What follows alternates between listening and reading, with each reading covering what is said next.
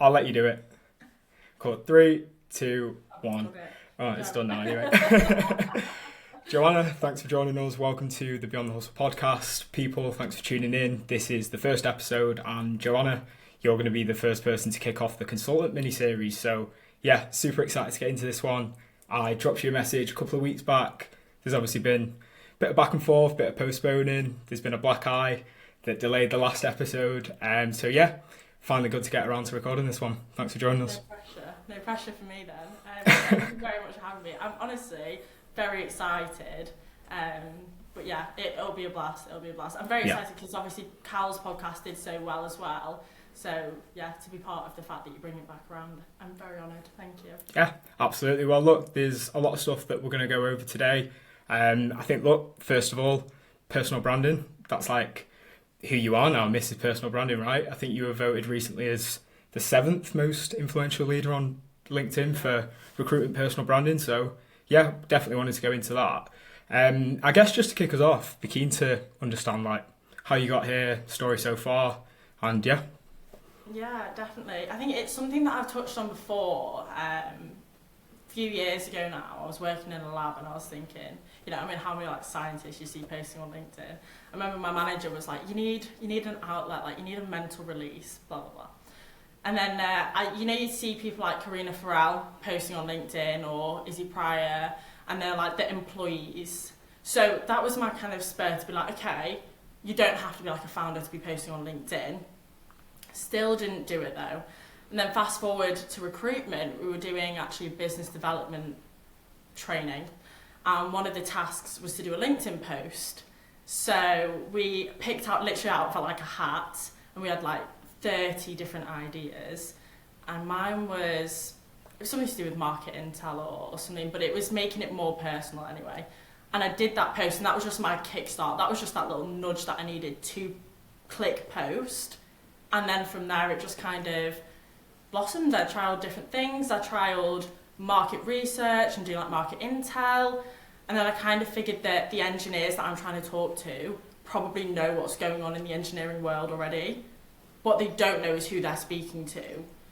And then got into talking about like my flat and like my life and things a bit more, and it just kind of went from there really. But yeah, that initial nudge was a combination of my old manager being like, you need something to do, you need a mental release, Joanna.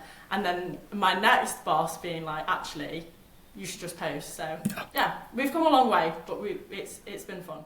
How long was it into your recruitment journey, your recruitment career, when you actually started doing the personal branding stuff? Is it something that you didn't do for like the first couple of months? It was probably about a year. It was quite a while. And I remember being, you think, oh, I can't post about this, or that's too personal. In fact, one of my first personal posts was when I'd bought my flat, and I actually captioned it like personal post. Had to give the disclaimer first. Yeah, because I was like, oh my god, everyone's going to think like this is awful, there's no place for this. And then everyone was really supportive. So it was about a year in, and it was definitely quite nerve-wracking, especially as they did get more personal. But yeah, we've just kind of come in leaps and bounds, and now people are watching me lie on my bedroom floor and talk about how I went to the flat upstairs and things. I mean, there's always a relevant message. But I do have fun trying to come up with something quite creative. So when you first put out that personal post, right, with the disclaimer, was that because other people in your environment just weren't doing personal posts, maybe thought it's not something that was, I don't know, maybe it's like a bit of a taboo in your environment and in your market? Yeah, a bit of it from either side really. Obviously, so I recruit within oil and gas engineering. So a lot of it is, I would say, there's a demographic of like men and maybe people kind of on the older side. I didn't really recruit for like junior or graduate engineers. It was very much like senior lead level. And then I was working in quite a small company. There was like 50, 60 of us. Nobody was doing these personal posts apart from maybe if they did like a business trip or they did a run or something like that. So it was a bit of like, I didn't want my peers to be like, what are you doing? I didn't want my boss to think, she's going to quit and she's not committed. And then it was kind of coming at me from all directions. But actually it's one of those where you hit send or hit post, and actually nothing bad has happened from it. So. No. And how did you feel when you were, I guess, first putting the post out? Were there thoughts of like, how's this going to be perceived, or was there any thoughts of backlash, or did you just post and just thought, I'll see what happens? The only backlash I was nervous about wasn't really from anyone that wasn't like in my life, so like my work, my family, my friends, maybe not my family, my work, my friends, people that I actually know, especially my job, because again, like I was an employee, I'm not a founder.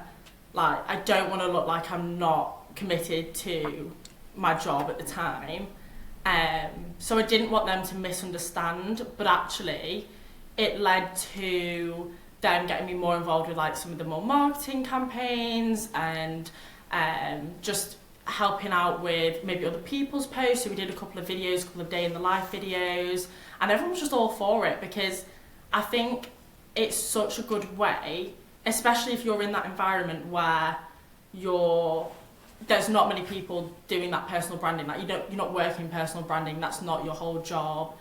It's a way that you can kind of stand out and then get your company noticed. So it does benefit them, but I didn't want them to misunderstand that. So. Yeah, there was something you put in a post a while ago, which I think has probably been like the best insight that I've seen from you. And it was, if you're going to go about making an effort of building a personal brand, of posting consistently, opening up and posting personally as well, if you own it, then no one cares. That's only when it might be embarrassing. People have like all these ideas that, oh, if I post this, my colleague's going to think of me in this way, or my boss might perceive me like this. But actually, if you just own it and you stand on what you're saying, then there's no backlash. If anything, you're just building your brand and, leveraging the work that you do. Yeah, definitely. It goes from, oh, have you seen that post that Joanna's done, to, oh, have you seen that Joanna's been doing some more posts recently? Yeah. And it's become a bit of like an inside joke in the office. Whenever anything happens, it's like, you're going to write a LinkedIn post about that? I'm like, yeah. I probably am. Yeah. Because there's returns from it, right? And I think, look, this podcast is all about how recruiters can work smart to get further. So, this is why I wanted to get you on as like one of the first guests, because, a lot of recruitment podcasts right now, they're just recruitment founders, people who are managing teams, scaling divisions, selling businesses. It's not really relatable for a lot of people, and not people at consultant level anyway. I think both of us got into recruitment after COVID, so listening to someone that, was a consultant in the 90s and the 90s and early 10s, it's just a little bit different. So I think personal branding is something that they wouldn't have done, but it's important for, other consultants and people at our level to speak about today. So I guess just off the back of it, like, have you seen, I don't know, like a lot of success off your posts? You get a lot of inbound on candidates, maybe job leads, stuff like that? Yeah. If your intention is to build up your personal brand because you're just going to like build loads of money, great, but at the same time, a hiring manager is never going to see your post and go, oh, Joanna, I really liked your post, so I'm just going to hire all the candidates you send me. Because obviously, as much as they can relate to everything that you say, that candidate may not be a fit. What I have had is kind of instances where I'll get, say, I had one time a geotechnical manager messaging me saying, I really liked how personal that was. I think it was off the back of one about my dad's mental health and my dad's journey, because that's something I like to document and kind of bring more awareness to as well. And then I'd also had a geotechnical engineer message me, and they were, looking for work, and I was like, oh, hang on a minute. Can put two and two together here. Yeah, so you kind of, spec them across and start to just build those relationships. And like you say, it's about working smarter, not harder, right? So it's a good way of me to target. I mean, how many hundreds of engineers are there in Europe? Or, before this I was doing it in Africa. Like, there's so many people. How do you connect with all those? Because I can't send you all a message, as much as I'd love to. I can't send everyone a message and have those personal conversations with everyone. So then this is kind of how you kind of speak to the masses, I suppose. But there's definitely been some success in terms of building trust, building relationships, more inbound leads, I would say, from like candidates and clients kind of coming to me and saying, I've got this job, would you like to work it? Or I'm really looking for work, you're the first person I thought of. So I'd say that's where I've had my success more than a direct effect on billings. Yeah. they kind of go hand in hand, I would say. Well, that's exactly what it is. It's just, I suppose, building a reputation before you've even got on the phone with someone or you've had any type of contact. It builds that trust like you were talking about. But I had it today. I spec'd a candidate into a prospective client and he come back to me and said, hi Fraser, I like the posts he put out on LinkedIn. Candidate looks all right. Let's have a conversation later on. He could have just come back to me if he'd never seen anything before and just said, I don't know who you are. Candidate looks okay. We'll speak maybe at some point when I'm free, but I'll get back to you. But it's just building that familiarity. There's an element of trust there because obviously you've seen bits that I've put out, and then by the time we got on the phone, there was quite a lot to talk about. It's a lot easier to build rapport when you're familiar with each other, even if you've not spoken. Yeah. You might have just seen someone's content. Like he put something out literally a year ago. To be honest, I don't really see a lot of his content come up, but I have always remembered that post he put out a year ago because I thought it was great and I resonated with it. So yeah, building your personal brand for that reason it pays off so much. It was like there was one time Cal had reached out to me and I think I just hit him back with like, oh, congrats on being a dad and how's this and how's that, because I've obviously seen his post. He doesn't know who I am, like he's trying to obviously recruit me, and I was like, oh, Cal, hey mate, how are you? But it's you feel like you know someone, isn't it? Yeah. How have you found, I'm actually interested, how have you found it? Because obviously you've gone through like different businesses and things and you do a blend of like personal branding and then more like brand focused, more like business focused. How do you find they kind of perform differently when it comes to building those relationships with your clients and candidates? It's definitely an interesting one. It's a good question because I think, look, like your personal brand follows you everywhere you go, whereas you can build a company brand, but it does only stay with you at your company, and it depends what type of company you're in, right? Like you can constantly put out company posts and build up the brand of the name above your door, and to be honest, that helps them more than it helps you. It definitely does help you as well, don't get me wrong, but you know, doing your personal brand posts is where you're going to get real returns. Depends what market you're in as well, right? Personally, I've always worked in candidate-led markets, so building a personal brand it's the best thing that I can do. Maybe that's different elsewhere in another environment, but yeah, I think personally, the more focus that I put into like personal posts, that's where I get more of a return. Do you feel the same? Is it the personal posts that you put out that you get the most from? 100%. Like I said at the start, I tried different things, and some of it was like trying to make industry news fun, or just talk about things that were more relevant to the job ads, things like that. And I have never. Okay, right, if there's like a really interesting role, yeah, I'll get on the phone and kind of be like, I've seen your job ad.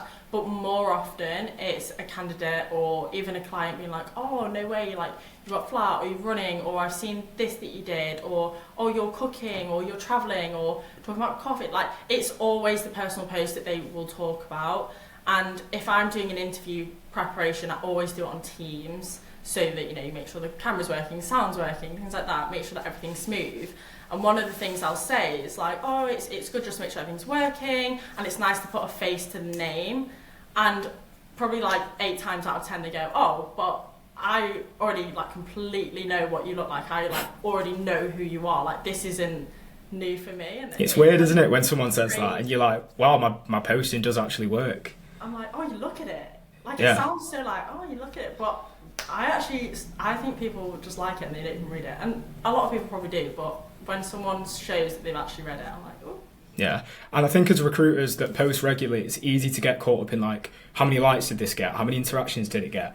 Maybe how many people spoke to me on my messages about the post, but there's still a whole massive pool of other people that have seen that post that you just don't know about. You don't know who they are, where they are, but one day they go, oh, actually, I saw you that time. And that's where you're like, wow, okay, this is actually really working. Yeah, or like if you like see someone out. I remember I walked past Jack Frimston the other day. I walked past Shrave and I'm like, I know you. And I've met Jack like once, I think, but I don't think it's the point where he would say, oh, there's Joanna. I think he might at best be like, oh, I recognise that girl. But it's just crazy, isn't it, when you just actually think about the people that see your posts. Yeah. Yeah, blows my mind. There's definitely for me anyway, there's a range of posts that you put out. So like personal can be, anything about like the weekend that you've had, achievements, running, fitness, anything like that. But then there's also other posts as well that we always focus on. So it could be like evidence-based stuff. So, sharing testimonials, recommendations, even just putting out posts like, had a great chat with such and such this week. This is what I learned about the market. It just shows that, you are who you say you are. You do what you say you do. So evidence is definitely one.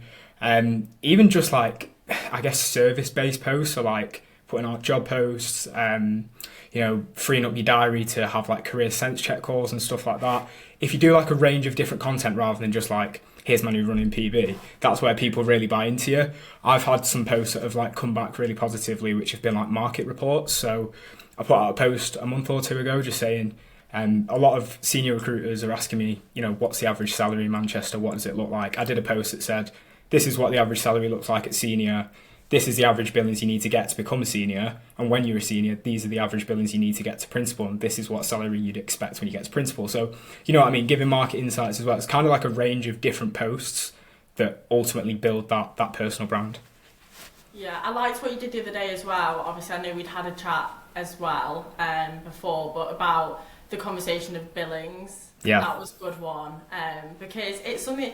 It's like I've said. You see people like, 250k billers, like, get in touch with me now. That could have been one deal, like one really good deal. Do you know what I mean? So I quite enjoyed that. So yeah, I do think having that blend of personal and then work related.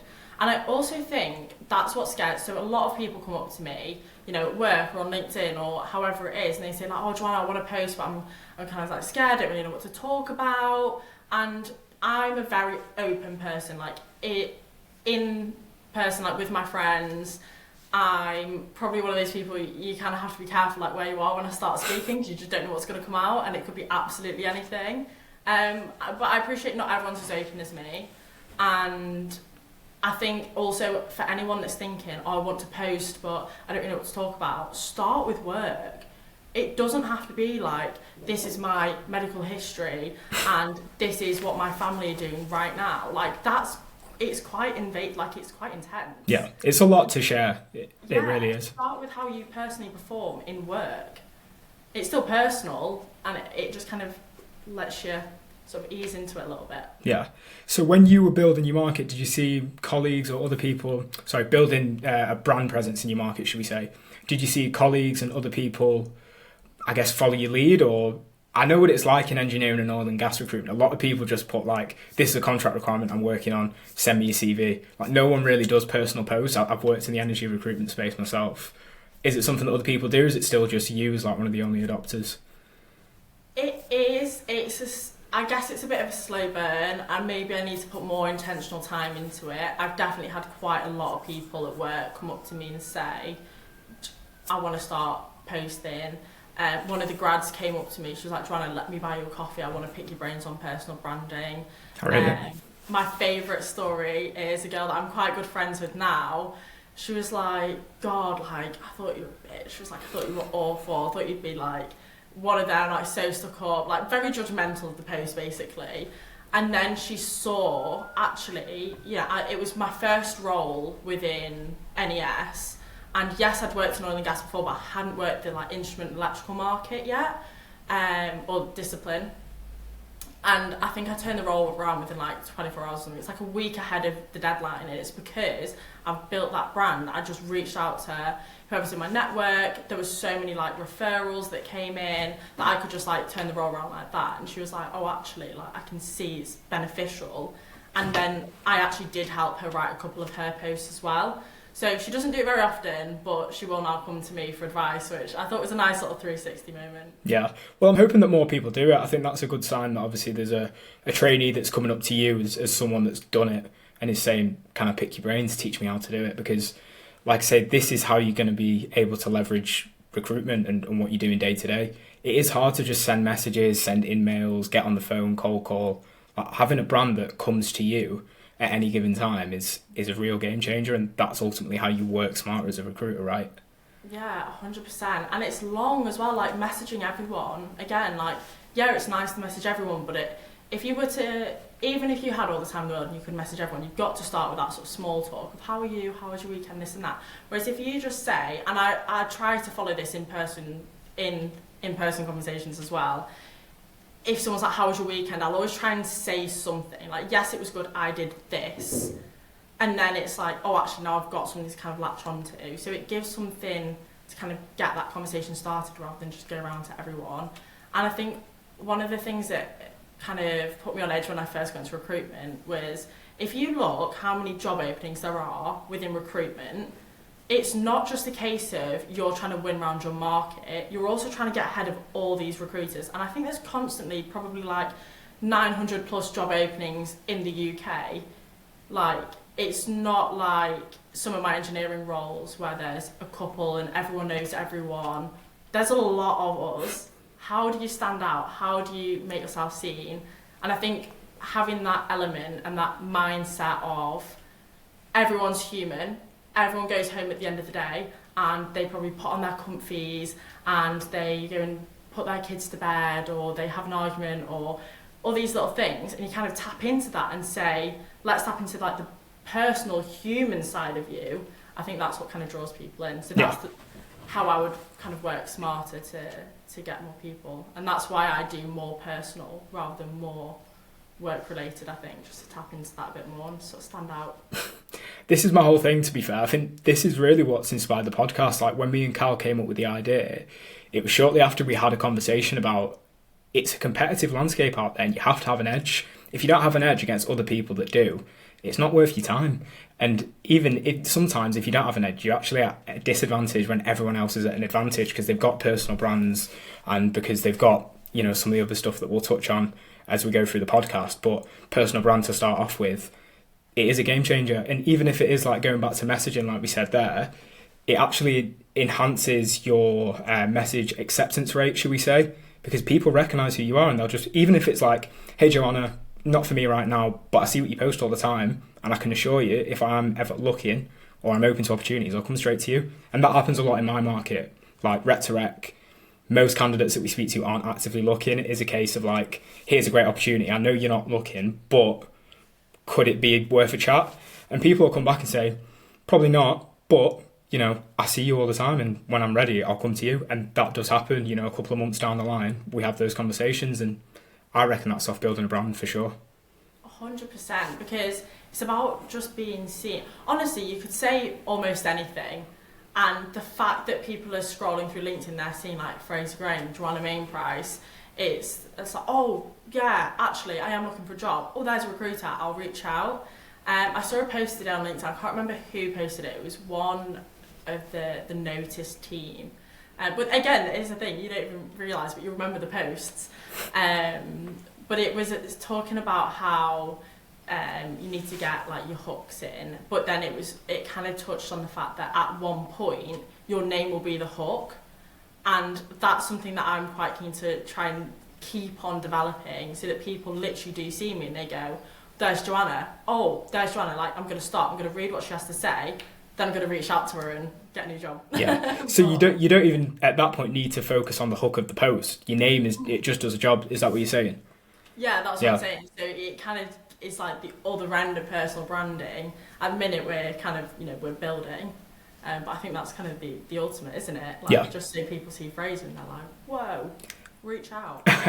Well, you know what's funny? It works both ways, because even for candidates of mine, like if a candidate who I see is building their personal brand all the time comes to the market, as a rec to rec, it gets me excited. I go, oh my God, Joanna's come to the market now. Like I can send it to my clients, and because she's got a good personal brand, my clients are more likely to buy into her and interview her.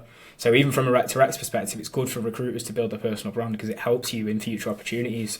Like I'm sure there's many people that like you've met, whether that's LinkedIn or they've been familiar with you when you've met them out and about at events, who they're just like, oh, I know you already, like we were talking about before. Yeah, 100%. It's, and not even from like the recognising your point as such, but because everyone is engaging in it, everyone's actually really supportive on LinkedIn. From my experience anyway, you know. For the most part. Yeah. You clearly don't know about the LinkedIn influencers subreddit, do you? No, I do. I ignore it. But for the most part, everyone's been very supportive. Yeah, I think Jack Frimson made it on there the other day. Oh God.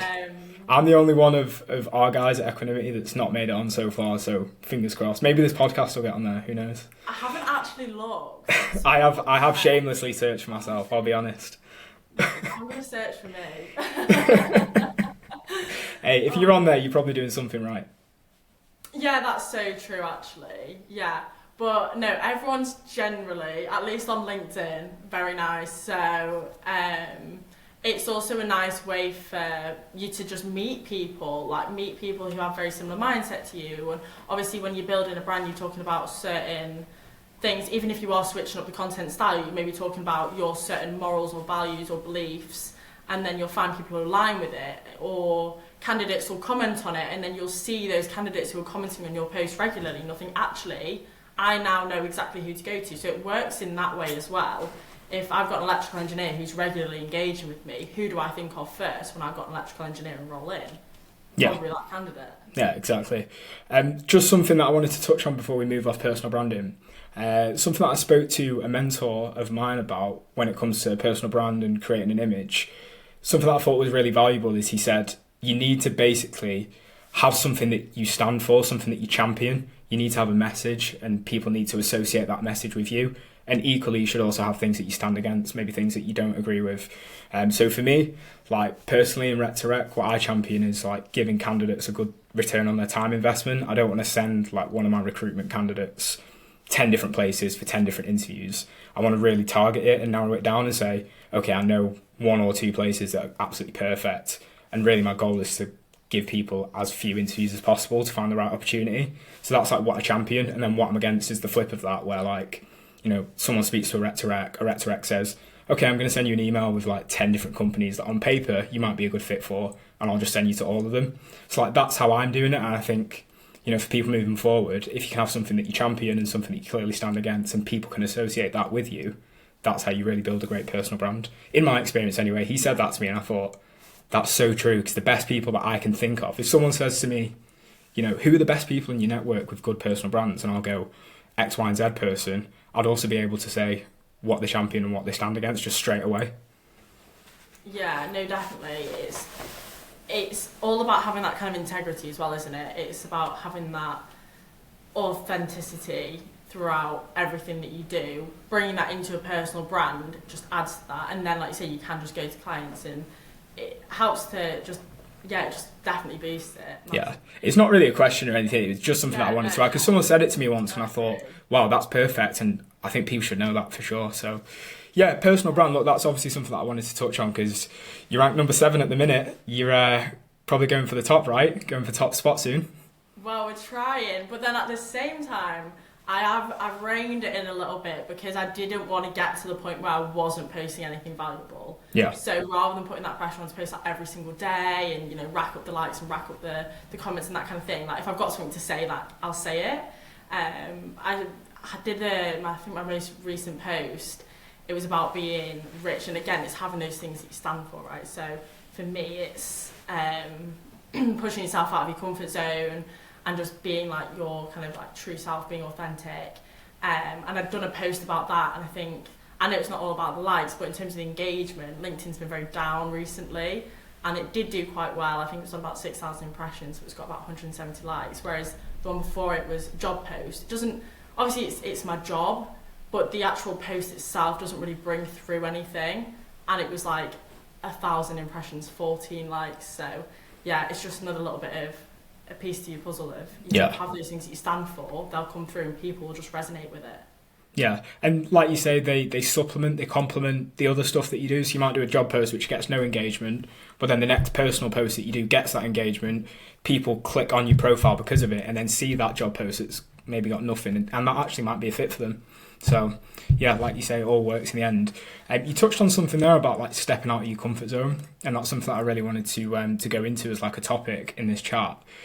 We obviously met in person for the first time at an event in December. We've obviously known each other and spoke for probably quite a while before that, but you went to that event on your own. So, you know, you're someone that, I don't know, maybe that's within your comfort zone, but I'd assume it's outside. Is that something that you consciously thought, okay, I'm going to go and attend events, meet people, network, and step outside my comfort zone to do?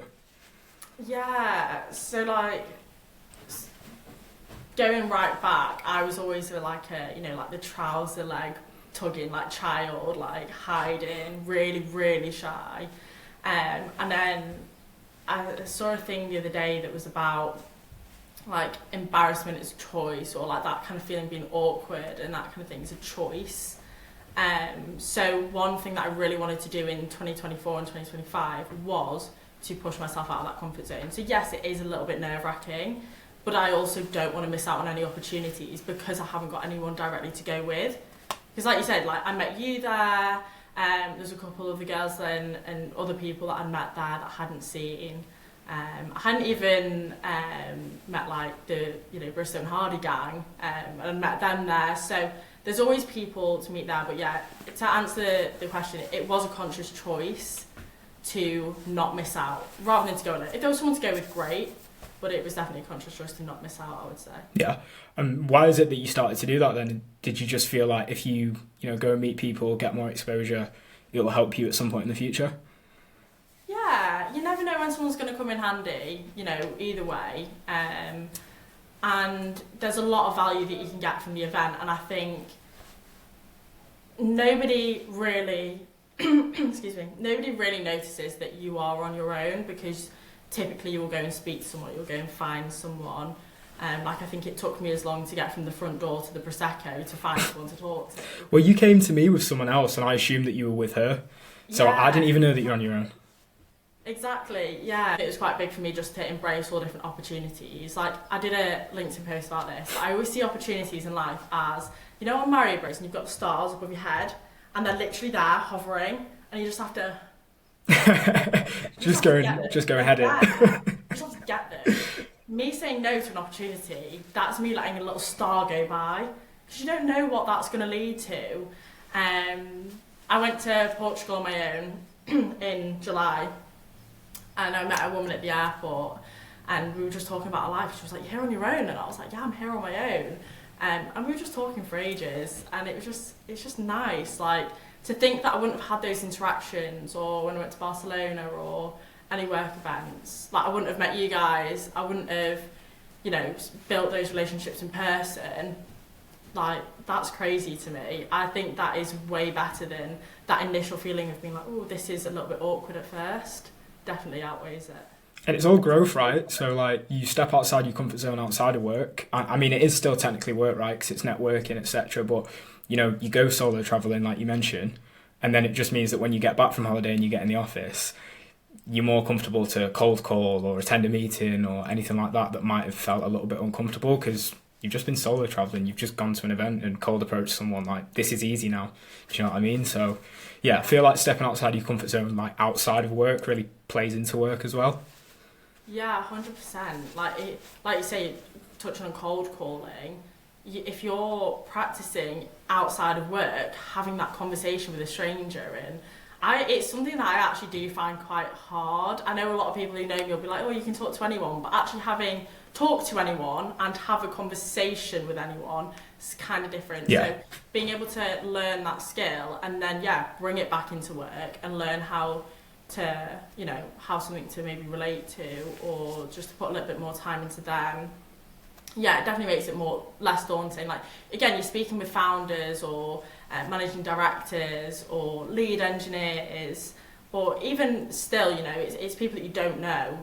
So yeah, pushing yourself out of that comfort zone. I mean, what's scarier than talking to someone that you don't know and you don't really know how they're going to react? Yeah, exactly.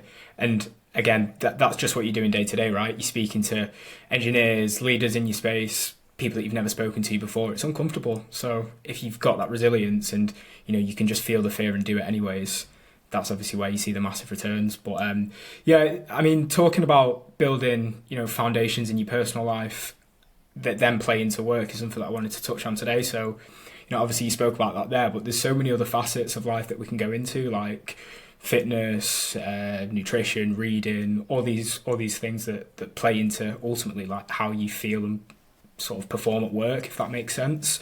What are some of the stuff that you do like outside of work that you feel helps in your working day to day?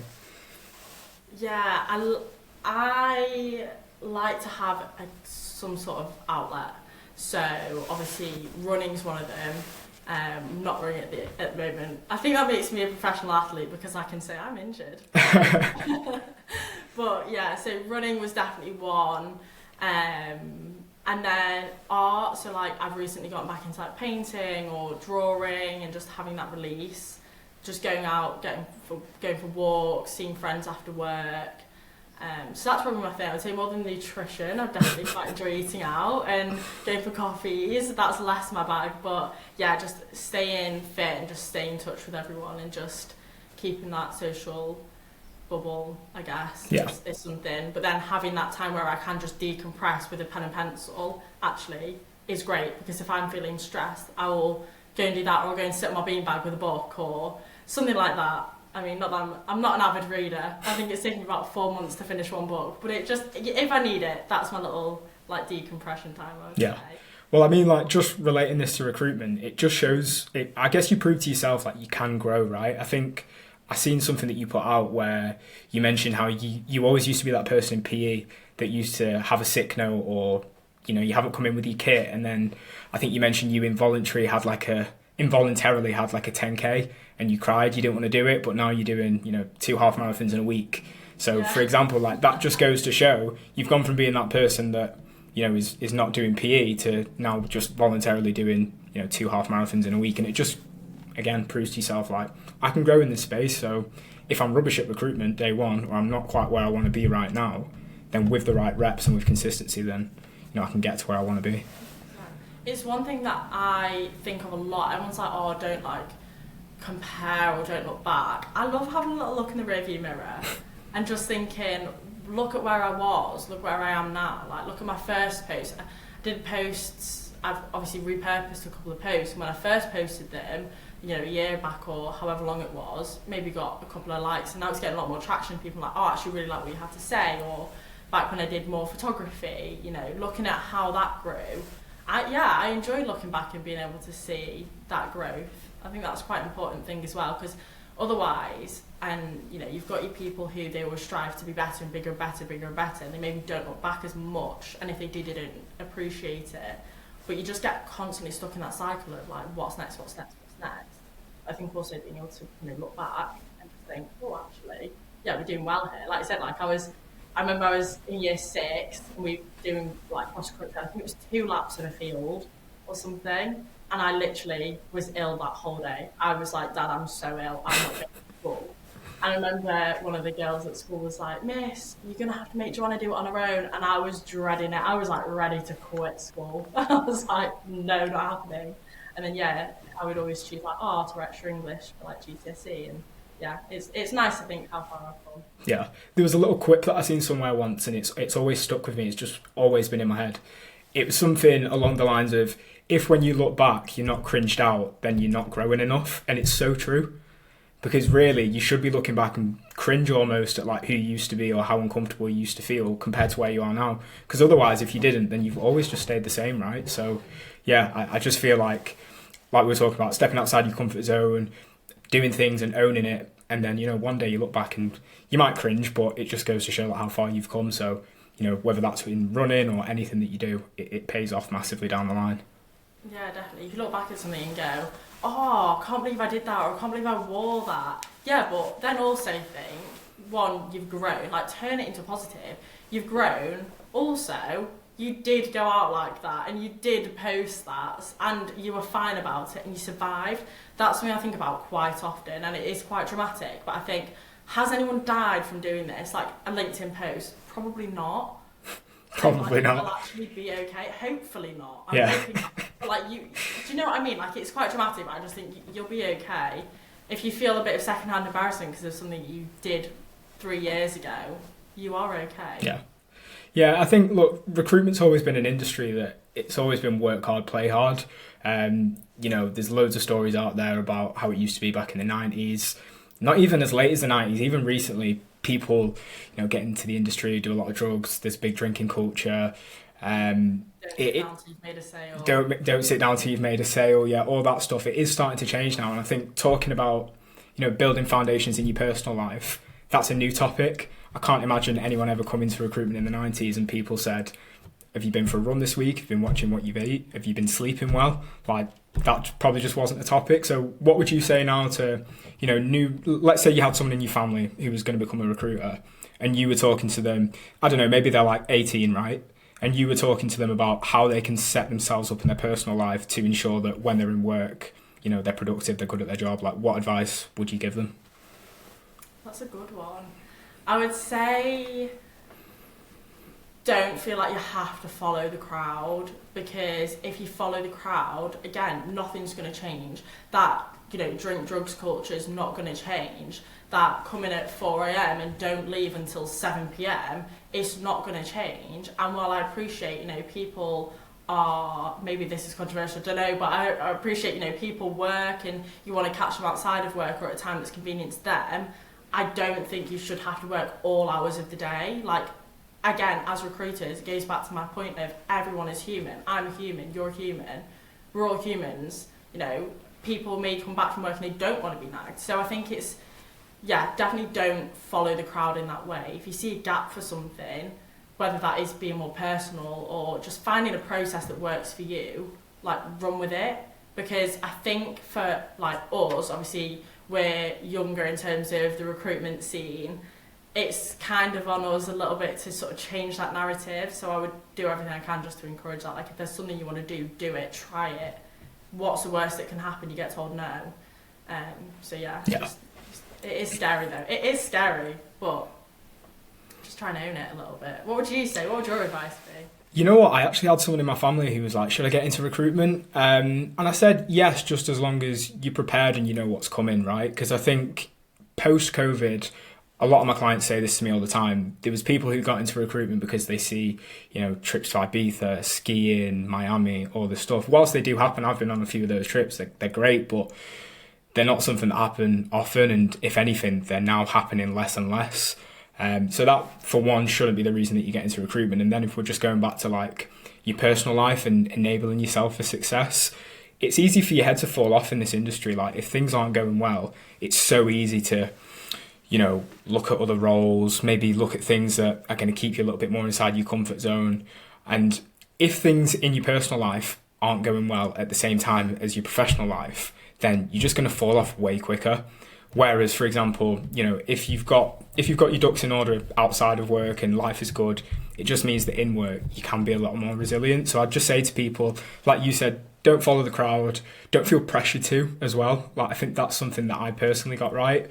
Like, when I was 18, I got into recruitment when I was 18, and I was never someone that wanted to go out drinking all the time. And when I was offered drugs, would never do it. And, you know, that was me throughout school. I didn't feel pressure, just now like I'm in this working world. And I'd probably say the same to someone that come into it. I'd just say, know who you are, focus on yourself, you know, look after yourself, sleep well, eat well, train, do all these things, because when you get into the office and shit hits the fan, you're going to feel a lot better about it. Definitely. I would say it does take a lot. I always say about recruitment is it's the easiest thing to do on paper. It's so easy. Yeah. If it was that easy, why isn't everyone doing it? And while it does feel a little bit like everyone is doing it, especially in Manchester, you know, if you've ever been on any night out ever, who do you meet? It's always recruiters. But, if you're in Spinning Fields as well, at Atlas-Hoxo or Fremont, just recruit central. Or Stevenson Square, absolutely riddled. But I would definitely say it's taught me a lot about having that mindset. Again, it all comes back to mindset, and it's all about doing things to kind of protect your peace a little bit, and to, you know, not let your head fly off when something bad happens, not coming into the office absolutely fuming because you've had a candidate drop out and, I don't know, your dog's gone to the vets or something. It's kind of having to regulate those emotions, and bringing in the only child. I was only child of one parent and then the youngest of another. Getting told no, I've come into recruitment and it's just like constant. I was like, what is going on? Just no after no after no after no. And again, if things aren't going well in your personal life, those no's hit a lot harder. Yeah, and then you get all defensive and angry, and I think I can get a bit like that, but I would say, I don't know if you would agree, but I would say for me it takes a lot of kind of quite active work to actually think, do you know what, we're okay, this is how it is. If a candidate drops out, fine, I'd rather them drop out at this stage than maybe a couple of weeks down the line. And again, it's just trying to switch everything into a positive. So that's something else I would say, is to work on that mindset as well. You have to be super resilient. Like you say, if you've come from a background where you're not used to being told no, and now all of a sudden you're getting told no 100 times a day, it's so easy to, I guess, play the victim and look at yourself and say, I can't do anything right. Nothing I'm doing is working and I'll never get it right. But if you can just almost go, okay, I'm now one no closer to a yes, then that's where that mindset shifts, and that's where you see your success come down the line.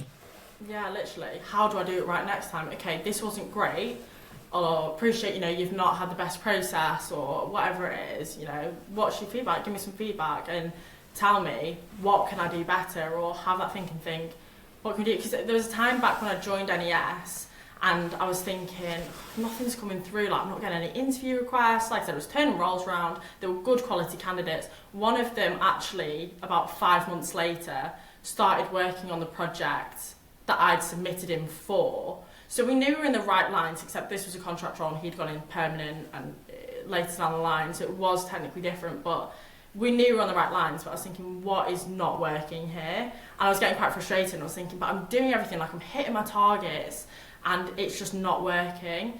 And then I was like, right, what am I not doing? Reference checks. Great, let's get more of those in, let's be more intentional with that, let's absolutely, maybe reword the way that we're selling the candidate, rather than thinking, oh yeah, I'm doing everything, what else can you do? What can you do differently?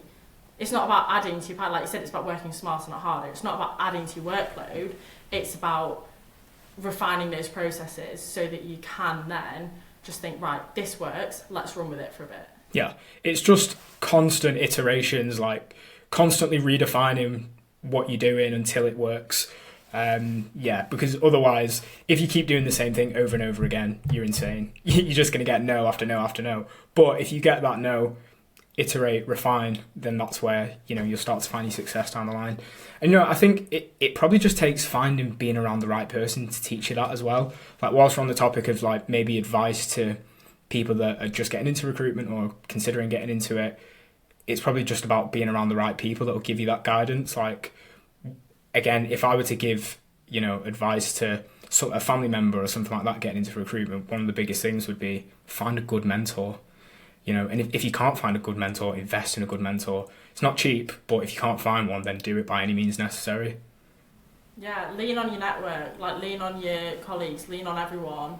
I think that's one of the things about being in more corporate business. There are so many people to lean on. Even today, I was speaking to one of the account managers. Now, they're an account manager, not directly a recruiter. And I was like, right, message on Teams, like, got to go, right, I'm actually busy, I've got this role in. And I went, unless you know any HVAC engineers. And he goes, I actually do, I've done these 2 roles, and it was literally to a T, the exact kind of people I was looking for. And if I just thought, oh no, he's an account manager for a completely different client, that's nothing to do with what I'm recruiting for at the moment, and I would have missed out on that. And then actually I've got this whole pool of candidates kind of ready to be contacted. So yeah, definitely lean on people as well. If you haven't got a mentor, find people in your network who are in recruitment, similar industries. It's like, look, have you got any tips, any advice, anything like that? Something I did before I got into recruitment, I reached out to recruiters and I was like, how do you find it? How do you enjoy it? I think I reached out to a couple of people at my first recruitment company and I was like, what's it like? Yeah, it's definitely something that I'd recommend anyone to do as well. Because having a mentor, it could be night and day. Honestly, it could change your whole sort of career trajectory. I placed a candidate back end of 2024, and he'd said to me, he was like, look, I'll be honest, last year I billed under 100k, and to be honest, I thought recruitment wasn't for me. I felt that I wasn't good at it, and I'm going to look at other industries.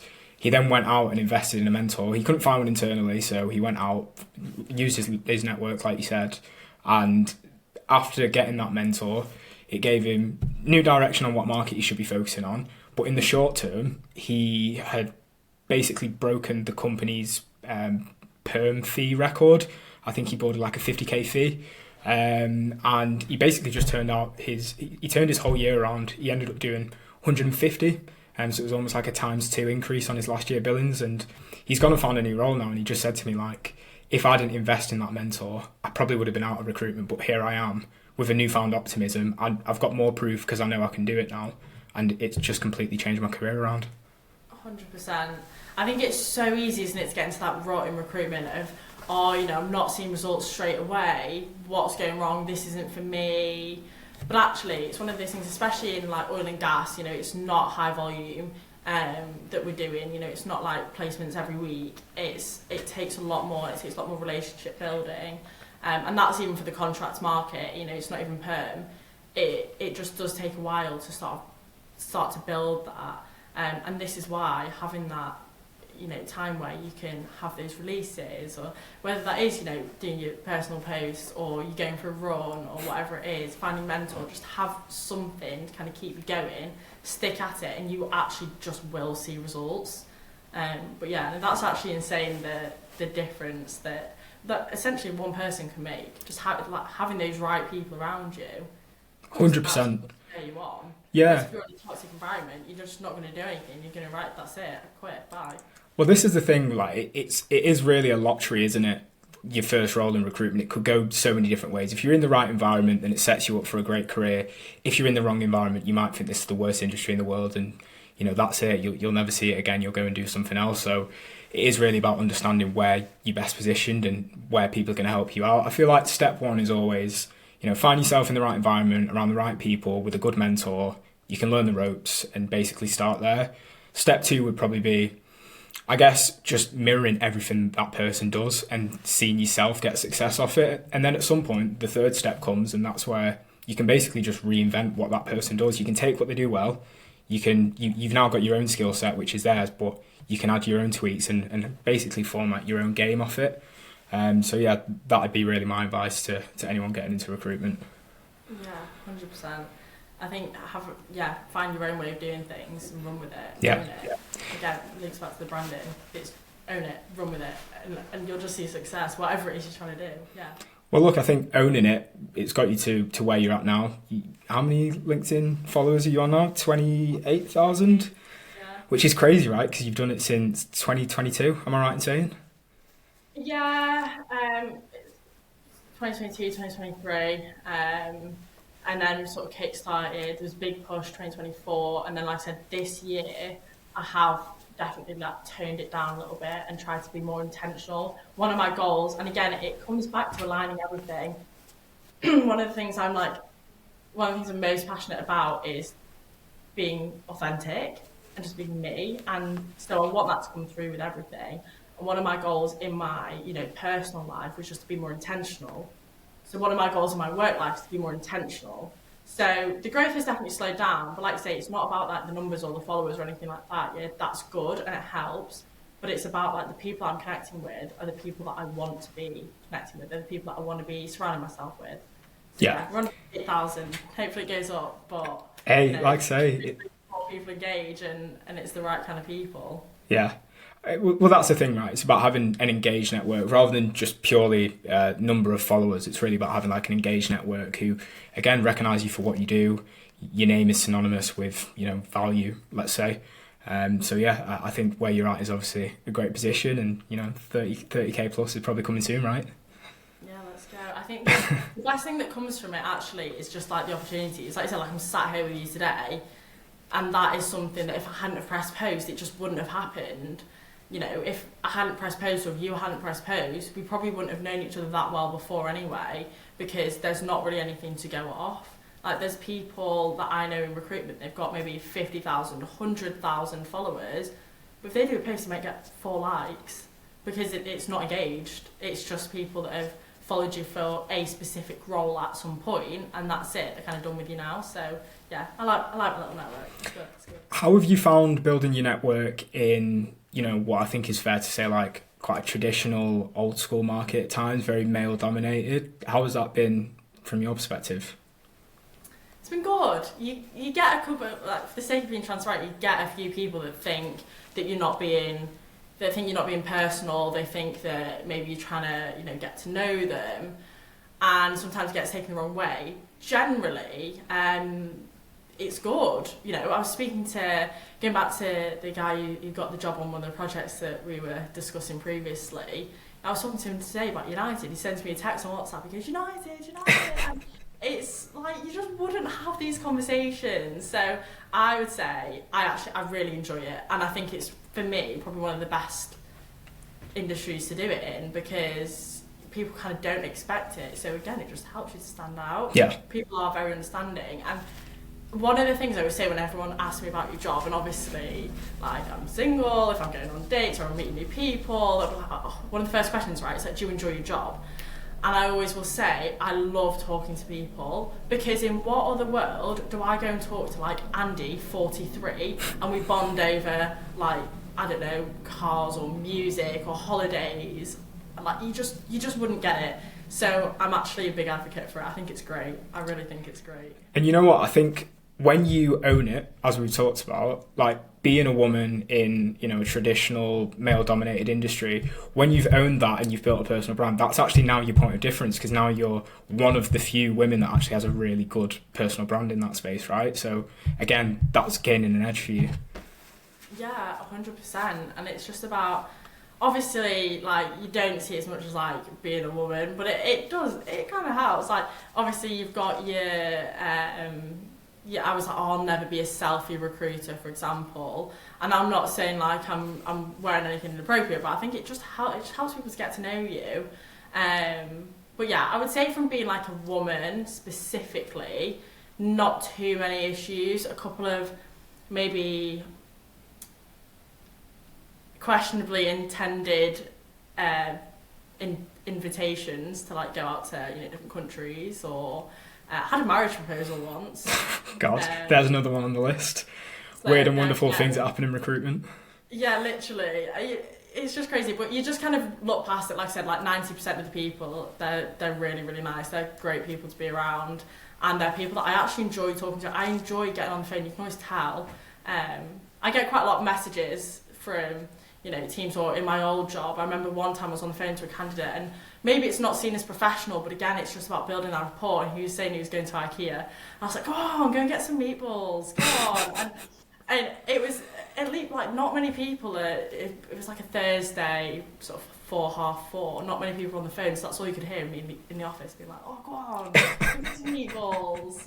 Or the other day I was talking about Botox, and it's just having those things. So yeah, I would say the fact that the market is more traditional, it doesn't, I don't think it really changes. It doesn't matter. Yeah, it's not even a factor that you really think about.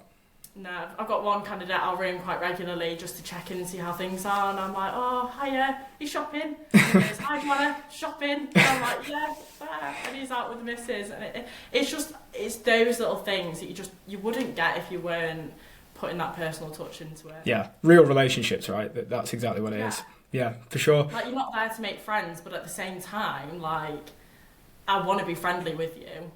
Yeah, because that's just a long-term relationship, right? If you are friendly with someone, then, you know, down the line that might open up another door, even after you've placed them once, or who knows, maybe they become a manager one day, you hire into their team. Exactly. And it's like you say, it's about, you know, having that thing. Like, my thing with recruitment is it is very targeted, kind of similar to yourself. I'm not the kind of person, I will never, and I have probably quite a big issue with trying to talk someone out of a job. I won't do it. I literally won't do it. If they're obviously very unhappy, yeah, great. But if now's not the right time, now's not the right time. Who am I to tell you that you want to move? Especially when a lot of the time it comes to like relocation with your family, with other commitments. I'm not going to be that person. So just like sitting back and being intentional with that and building that trust long term. Like my recent placements, there's been one I spoke to maybe 2 years ago. She goes, Joanna, I only want, you know, a job. Don't like talk to me, basically, if you've not got a job with this one client. So we've done it. We've got a job with that client, and that's it. I know. Another one, we had a couple of interviews, and he was better suited for one role, technically. He was way more passionate about another one that he could do. Just it wasn't maybe the strongest fit in terms of that technical ability. But obviously, there's a lot more to take into consideration, right, than technical fit. So again, building those long-term relationships, I'm all for it. Yeah. All for it. And it comes from having that targeted approach. It's something we speak about a lot. Like, I guess if you were to approach a candidate in the market and just be desperate and, you know, you give it the big sell and you try your absolute hardest to get them into anything and everything you've got on, but like you say there, if it's not quite the right fit, from their end, all they can smell is commission breath, and it stinks. Yeah. Like, quite frankly. No one wants to smell commission breath, right? So, like you say, it's all about building that long-term relationship and that trust so that when the time does come, they know who you are. You're someone that's got integrity. they can trust you. You know, you can put them forward to a role that you know that they're going to be a good fit for and that they're going to want. So, yeah, it's all about those long-term relationships for sure. Well, look, I feel like we've covered basically everything that we said we were going to discuss, right? So, I mean, this podcast is all about, you know, gaining your competitive edge and, you know, working smart to get further. We've gone over personal branding, stepping out your comfort zone, foundations in your personal life, and just owning it. I think that's like the biggest message from the whole podcast. So, yeah, Joanna, thanks very much for joining us. It's been a pleasure, and yeah, we'll have to do it again soon. That's all right. No, 100%, it's been good. And if anyone wants any tips or any advice, I mean, you know, I look at posts all the time, but people send it to me and they don't hit send. So if anyone's watching this, just press post. Literally, it doesn't matter if it's bad. Louis Adkins said, it was something like, if you're bad, no one will see it anyway. That is so true. Anyway. Yeah. So that's what I'm going to leave it on. If you're bad, no one's going to see it anyway. So just hit post, stand out in your market, and find your edge, yeah. And just own it. That's it. Own it. Just own it. 100%. Thank you very much. It's been a pleasure. Anytime. We'll leave it on that. Thanks, Joanna. Thank you. Cheers.